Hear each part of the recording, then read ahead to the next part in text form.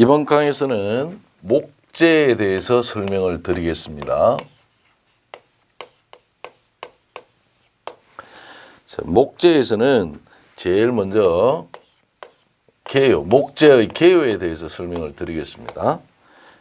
그래서 첫째, 목재의 특징.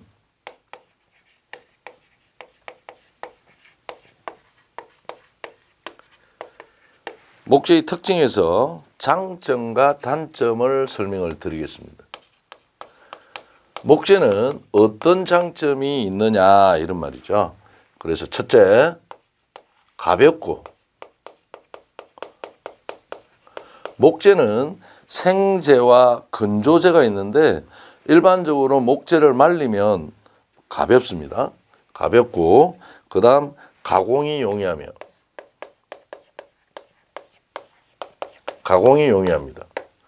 왜냐하면 톱으로 썰어서 가공할 수가 있죠. 그 다음 감촉이 좋다. 이런 것들은 다 이해되실 거라고 봅니다. 두 번째는 무게에 비하여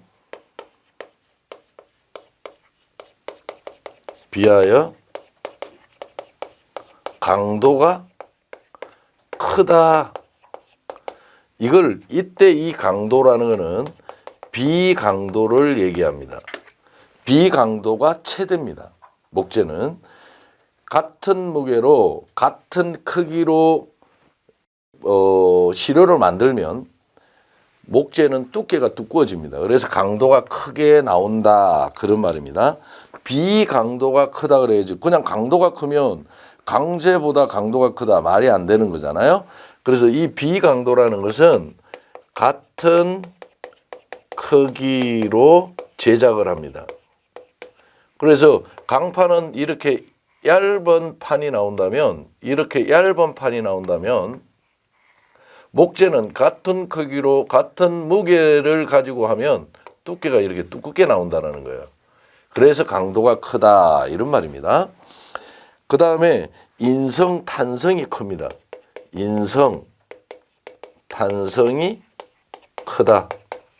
즉 인성이라는 말은 질긴 성질이에요.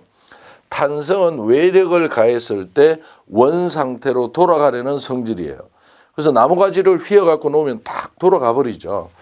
그 다음에 나무가지를 잡고 당기면 잘 안 끊어집니다.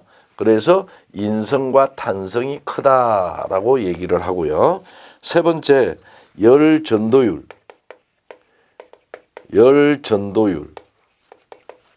그 다음 열팽창률. 팽창률이 적다. 그래서 돌이나 금속에 비하여 열전도율이 적고 강재에 비해서 열팽창률이 적더라 그런 의미로 여러분이 판정하면 되고요. 그 다음 전기적으로는 부도체다. 전기적으로는 전기가 통하지 않더라 그런 말이고요. 네 번째, 산성이나 약품 및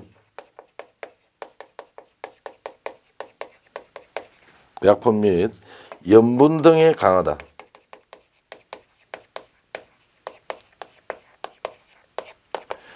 다르게 얘기하면 산알칼리에 견디는 성질이 크다라고 여러분이 기억하시면 돼요.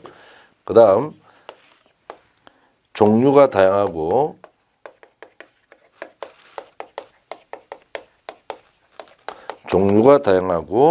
아름답다. 이런 것들이 장점이라면 두 번째로 목재는 단점은 뭐냐 이 말입니다. 목재의 단점은 착화점이 낮으므로 이 착화점이 450도씨 전후입니다. 착화점이라는 것은 점화원 없이 열의 축적으로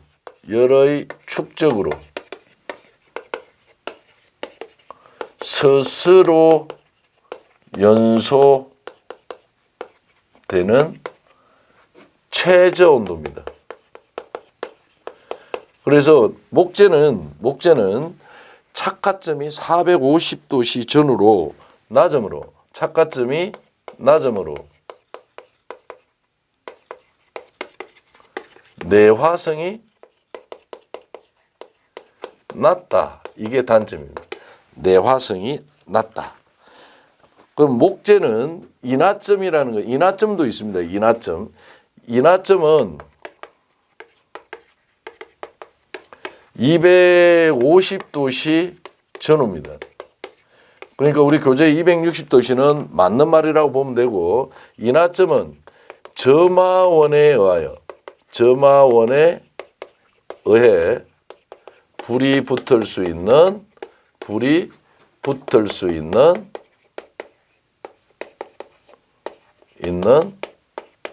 최저 온도를 인하점이라 그래요.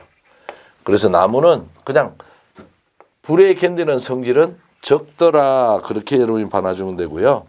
그 다음에 이제 건조된 나무는 나무 속에 들어있는 수분이 날아갔기 때문에 그 빈 공간으로 남습니다. 그 빈 공간에 물이 있으면 스며들 수가 있습니다. 그래서 흡수성이 크다.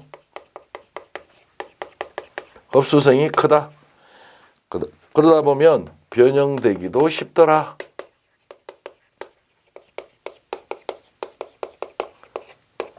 그래서 건조되다 보면 나무에 균열이 가거나 또는 물이 스며들면 변형, 뒤틀리거나 뭐 이런 변형들이 일어날 수가 있다. 이런 말이고요. 그 다음 습도가 많은 곳에서는 부식이 일어나더라. 이런 말입니다. 그래서 부식하기 쉽다더라. 그 다음에 네 번째는 병충해나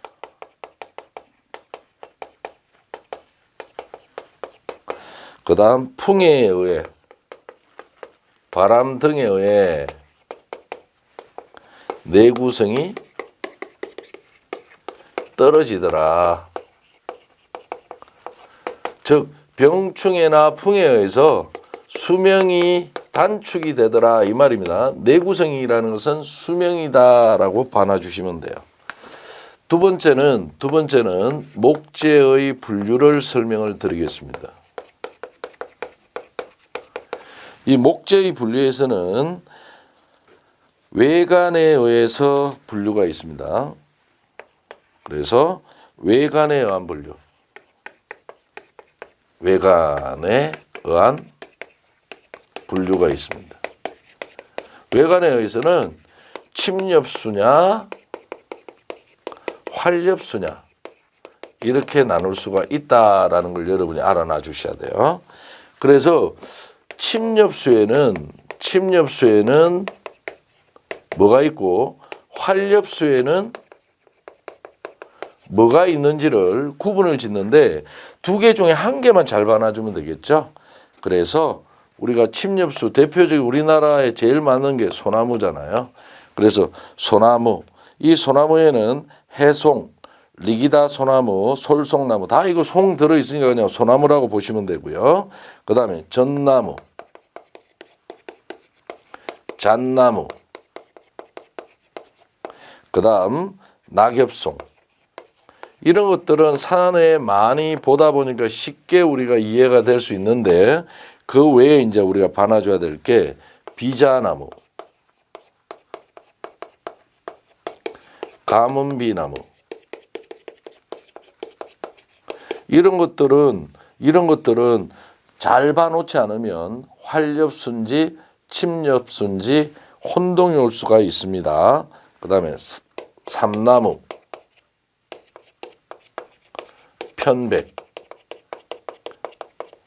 그래서 요 정도가 침엽수다라고 봐놔줘야 돼요. 왜냐하면 활엽수는 단단한 경재라고 침엽수는 연재라 그래요. 그렇다면 다음 목재 중 강도가 가장 강한 것은 침엽수 3개 나오고 활엽수 1개 나오면 활엽수를 찾으실 수 있어야 된다. 그런 말입니다. 그래서 활엽수는 모르더라도 침엽수 정도는 우리가 꼭 좀 기억하시기 바랍니다. 외관에 따른 분류가 저렇다면 성장에 따른 분류는 어떻게 하느냐. 성장에 따른 분류. 성장에 따른 분류는 외장수와 내장수로 나눌 수가 있습니다. 외장수는 수관의 횡단면에 연륜이 생기는 침엽수와 활엽수 등으로 건축 재료로 사용된다. 즉 외장수는 연륜, 즉 나이테가 있다라고 여러분이 반아주면 됩니다. 내장수는 연륜이 생기지 않는 대나무와 야자수 이런 것들이 내장수다. 외장수는 나이테가 생기는 것은 침엽수와 활엽수가 있다 정도는 여러분이 대줘야 된다는 거예요. 자, 그 다음에 이제 우리가 반아줘야 될 거는 목재의 분류에서 아까 말씀드렸듯이 침엽수는 연재, 활엽수는 경재. 이 말은 여러분이 꼭 좀 기억하셨으면 좋겠습니다. 자, 그 다음 우리가 반아줘야 될 거는 목재의 특성.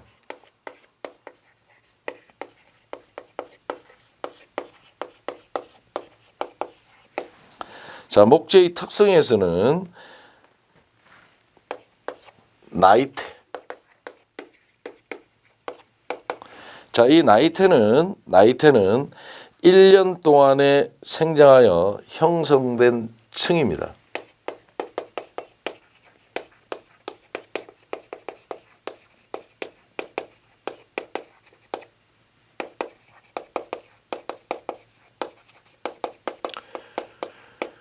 즉 1년에 한 개가 생긴다라고 여러분이 반아 주시면 됩니다. 그리고 춘재와 추재.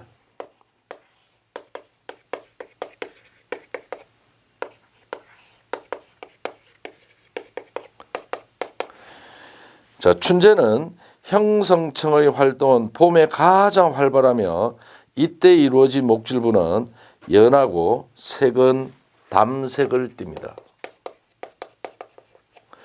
그 다음에 추재는 가을철에는 성장이 늦고 그 부분은 단단하여 색이 짙어요. 그러니까 연한 것, 그 다음에 색이 진한 것이라니까 이게 나이테가 1년이 되면 한 개가 형성이 된다라고 반아주면 되겠습니다. 두 번째, 변재와 심재.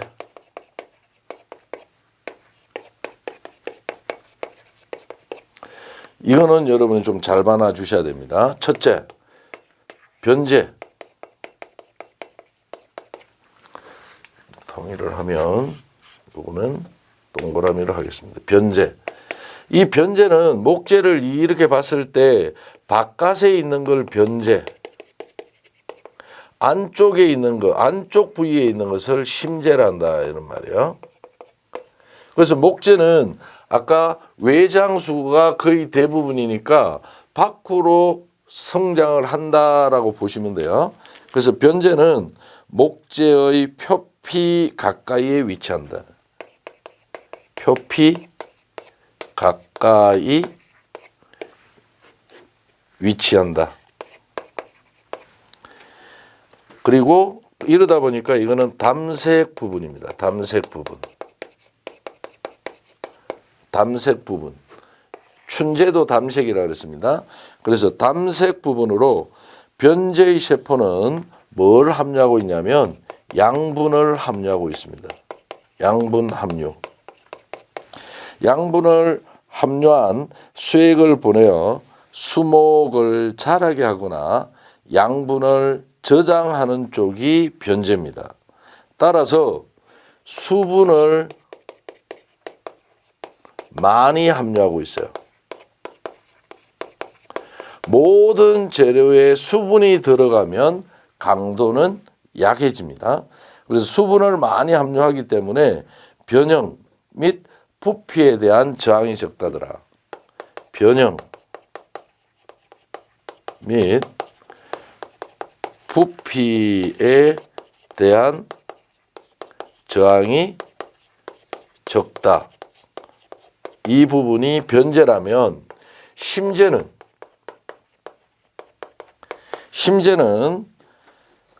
목재의 수심 가까이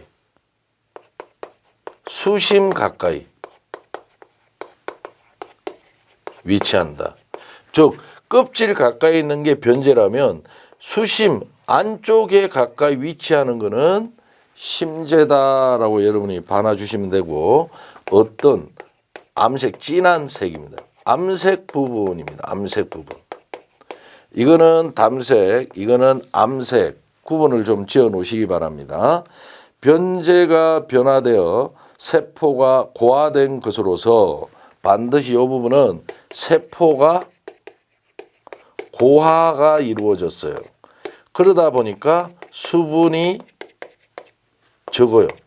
그래서 수분이 적고 변제보다 단단하여 변형이 적으며 내구성이 있어서 목재로서의 가치가 있는 부분, 목재로서의 가치가 있는 부분이 심재다라고 여러분이 기억하고 계시면 됩니다. 그래서 이제 표가 하나 나오는데요. 표가 하나 나오는데 요거는 여러분이 비교를 좀 잘 해 놓으셔야 돼요. 변제와 심제 이렇게 여러분이 보시고, 첫째 설명한 그대로가 이게 다시 한번 더 정리하는 겁니다. 목재 표피 가까이 위치하고 있다. 그러면 심재는 목재 수심 가까이 위치하고 있다. 이렇게 이야기하면 되고요. 색깔은 담색을 띈다 그랬습니다. 심재는 색깔은 암색을 띈다 그랬어요. 암색. 그 다음 수액의 전달과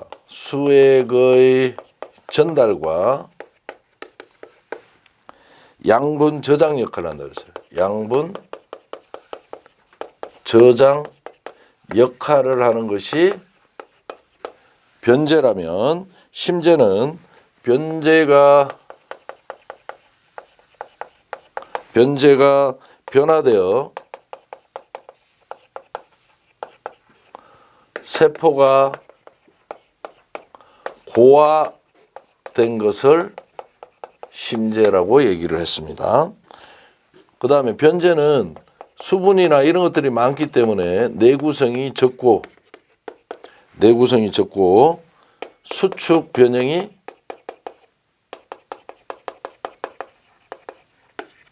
크다라고 한다면, 내구성이 크고 그 다음 변형이 적어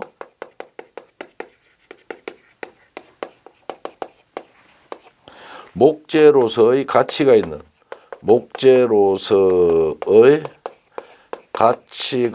있는 것이 심재다라고 여러분이 꼭 좀 기억하시기 바랍니다. 그 다음 세 번째로 세포. 자, 세포에서는 어떤 것들이냐면 섬유질. 이 섬유질은 수목 전체적의 90에서 97%를 차지하는 가늘고 긴 세포다. 그 다음 활엽수의 섬유는 전체적의 40에서 75%를 차지하고 목섬유라고 한다. 이런 것들은 여러분이 한번 읽어보시면 되고요. 두 번째, 도관. 자, 이 도관은 활엽수에만 있다. 이 말 알아놔야 돼요. 활엽수에만 존재한다. 그래서 이 말은 꼭 좀 기억하셔야 돼요. 활엽수에만 있는 것으로 변제에서 도가는 뭐 하는 역할을 하냐면 수액을 운반하는 역할을 합니다. 운반 역할을 담당하고 있는 것이 도관이다 라고 여러분이 반아주면 되고요. 세 번째, 수선.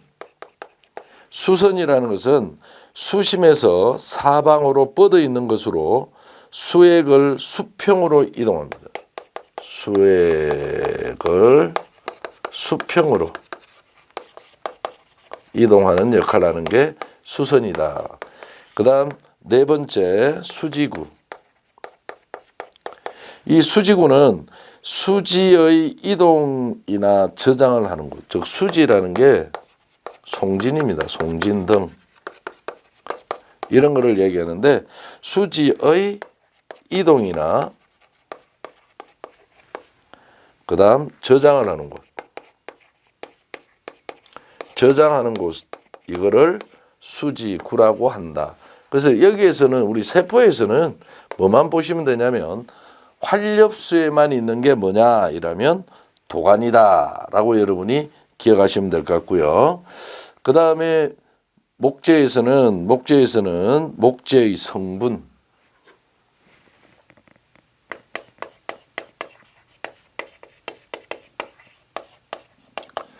이 목재의 성분은 그냥 말로 설명드리겠습니다.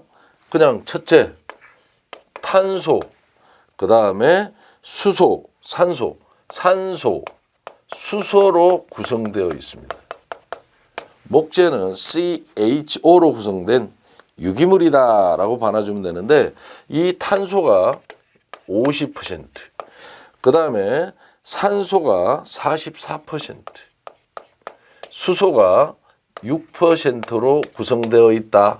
그래서 CHO로 구성되어 있는 것이 목재다라고 여러분이 반아주시면 되고, 두 번째는 세포막을 구성하는 섬유소는 목재 건조 중량의 50에서 60% 정도이고, 접착제 역할을 하는 리거린은 목질의 25에서 30%를 점유하고 있다더라. 요거는 한번 읽어보시기 바랍니다.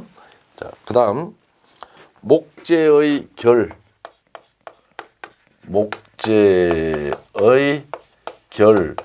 및 흠. 자, 목재의 결 및 흠에서 첫째, 목재의 결을 보기로 하겠습니다. 자, 목재의 결은 종류만 여러분이 보시면 됩니다. 그래서 종류.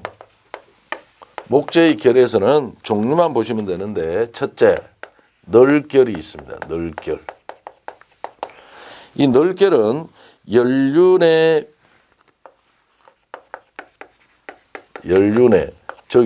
나이테를 얘기합니다. 연륜의 평행 방향의 결.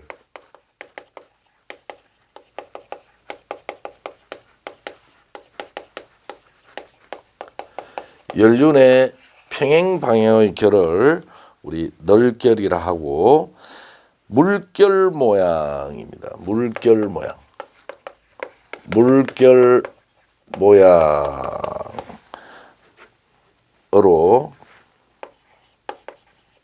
결이 거칠고 불규칙합니다. 불규칙하다. 판재는 판목면으로 취하는 것이 경제적이어서 보통을 판목으로 쓴다. 근데 여기서 제일 중요한 내용, 수축률이 가장 크다. 이 말이 제일 중요합니다. 목재의 결 중에 수축률이 가장 큰 결이 널결이다 라고 반아주면 되고요. 두 번째, 고등결. 자, 고등결은 연륜의 직각변에 나타난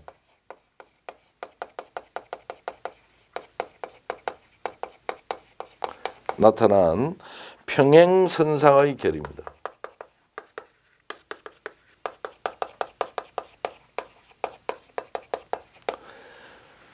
고등결은 수축 변형과 마모율이 적고 외관도 아름답다더라. 즉 요거는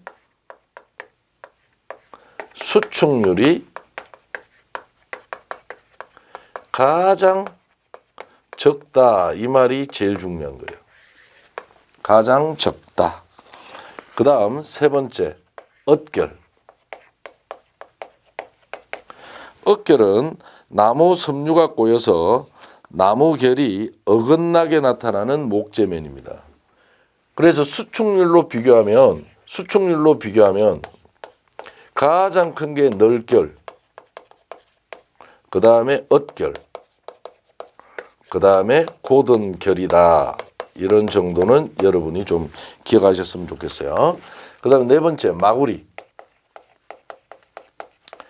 마구리는 수목 횡단면을 얘기합니다.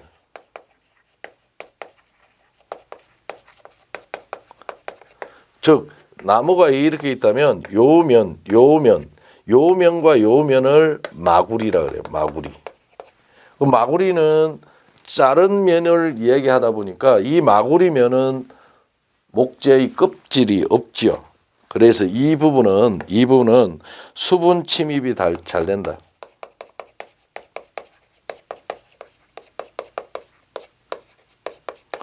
잘 되어 부패 원인이 된다. 이렇게 봐놔줘야 돼요. 그래서 이 마구리면은 우리가 벌목을 할 때 이 마구리면은 뭐 흙으로 칠해 놓는다. 아니면 페인트로 칠해서 수분 침입을 막아준다 정도 여러분이 알고 계시면 되겠습니다. 그 다음에 두 번째는 목재의 흠을 보기로 하겠습니다.